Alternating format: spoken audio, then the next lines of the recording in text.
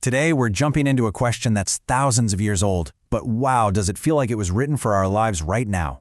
It comes straight from the Bhagavad Gita, and it's all about how to find your center, how to find peace when you feel like you're being pulled in a million different directions.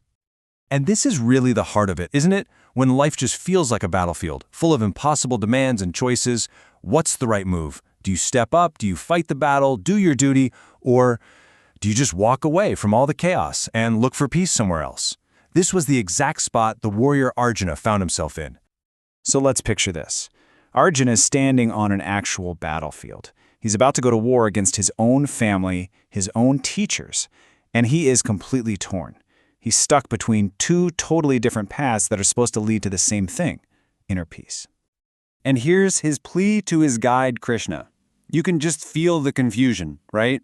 He's like, look, you're telling me about two paths that sound like the complete opposite of each other. One is to act, the other is to quit. Just give me a straight answer, which one is better? Okay, so let's break these two down. On one side, you've got sannyasa. This is what we typically think of when we hear renunciation, right? Withdrawing from the world, maybe meditating in a cave, leaving it all behind. But then there's karma yoga, the path of selfless action. This is about staying right where you are, in the middle of it all, but acting in a very, very different way. So Arjuna asks for one clear answer, and Krishna gives him one. But it's probably not the one Arjuna was expecting. And honestly, it's probably not the one most of us would expect either. Let's see what he says. And boom, there it is. Krishna says, listen, both paths will get you to the same place, to that supreme bliss you're looking for. But, and this is the big twist, the path of selfless action, karma yoga, is actually easier. And because it's easier, it's the superior path for most people. He's telling him to stay in the fight, not to run from it. So, what in the world is karma yoga? Well, it's the discipline of doing things without getting hung up on the results. You do the work because it needs to be done, because it's your duty, not because you're hoping for praise or terrified of failure. The action itself becomes a kind of offering, a form of devotion. But why? Why is engaging with the world considered easier than leaving it behind? Well, the reasoning here is really deep.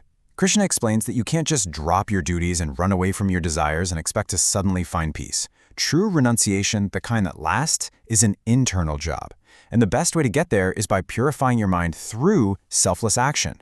And this idea completely redefines what it means to be a renunciate.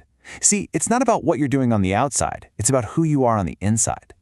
It's about figuring out how to renounce without actually having to retreat from your life. This verse just nails it. A true sannyasi, a true renunciate, isn't necessarily some person living in a monastery. It's anyone who has found inner freedom.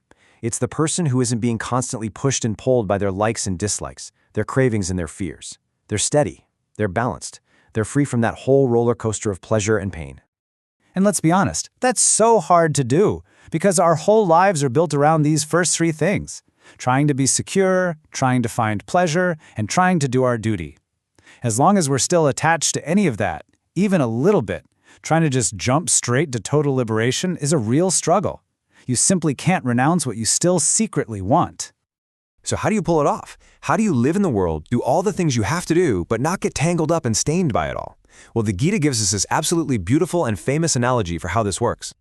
Think of a lotus leaf. It grows right up out of the muddy water, and it rests on the surface of the water. But the water itself, it just beads up and rolls right off. The leaf is never wet, never stained. That's the karma yogi. You're in the world, but you're not stained by it. You use your body, your mind, everything you've got, but you do it for self-purification. You dedicate it all to something bigger than yourself, and you let go of what happens next. So, okay, what happens when somebody actually masters this? What does it look like to live like that lotus leaf? Well, it leads to this profound, radical shift in how you see everything. It leads to a state of absolute equanimity. The result is what's called samatva darshan, the vision of equality.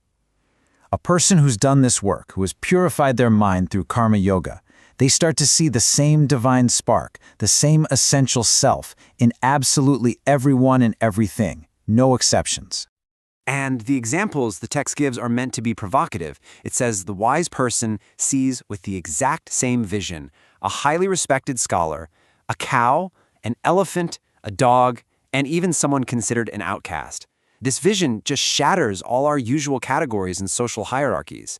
It's this incredible recognition of a deep, underlying unity. And what's the result of seeing the world like this? Unshakable peace.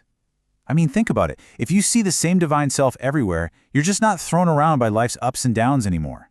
Good things don't make you ecstatic, and bad things don't crush you.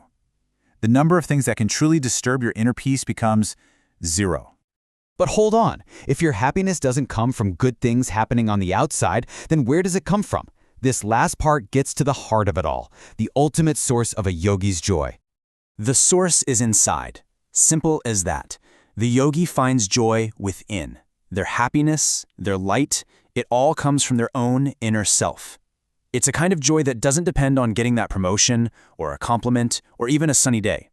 It's totally self-sufficient. It's always there. And this gives us a really practical, down-to-earth definition of a happy person. It's not someone who has 0 desires or never feels a flash of anger. Not at all.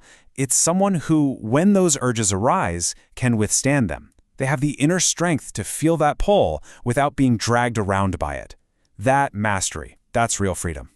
So in the end, it's all about shifting where we look for happiness.